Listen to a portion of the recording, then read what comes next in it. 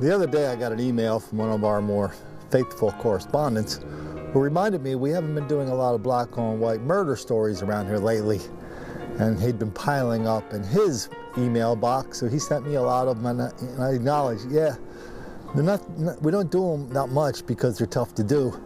We do them because they're tough to watch.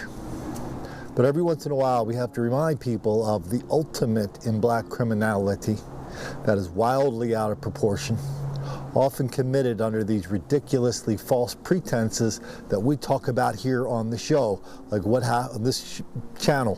What happens when a black person knocks on your door and says they need a nickel or a dime, or they need a drink of water, or they need to use your phone, or they need bus fare to go get a job, or they need bus fare to go to their grandmother's funeral. You're being sized up. If you're a 91-year-old woman who knows the person at the front door, you've already been sized up, and your life was as good as over the minute you opened that door. You can see Miss Mabel Fowler's home over my shoulder. Her family was at today's press conference and said that they visited with her often but never met Duncan, and they say obviously this is a very difficult time for their family. Police say Duncan was homeless and Fowler had recently hired him to help with yard work.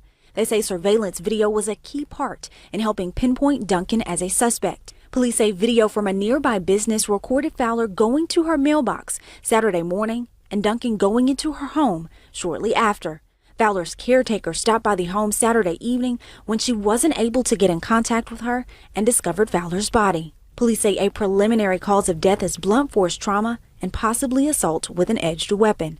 Fowler's family say knowing how she may have been killed has been one of the most difficult parts of losing her. But this type of death is entirely different, because I have been in that room with her, symbolically speaking, and walked through that thing and seeing what she went through. And it's just about more than you can take. Police say Fowler had lived at this home her entire life. Randy Hildreth, WSFA 12 News, Dothan. And police say the motive may have been robbery. They are also looking for a black book bag that may have belonged to Duncan. If you see it, contact police. Here's a story out of South Carolina. One of the fellas raped and attacked an 85-year-old white woman. So my question is this worse than murder?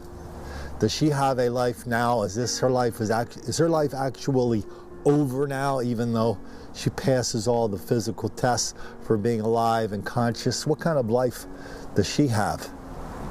What kind of life does an 85-year-old woman have who has been raped and violated and assaulted on such an intimate level? Why is that so wildly out of proportion a black thing? And why is it so easy to disprove me on this? All you got to do is send me the videos. White people going around raping old white chicks, raping old black chicks. You tell me. You can't. Because you know that if you told me that, it wouldn't be true. Even when lying doesn't make the black kids angry.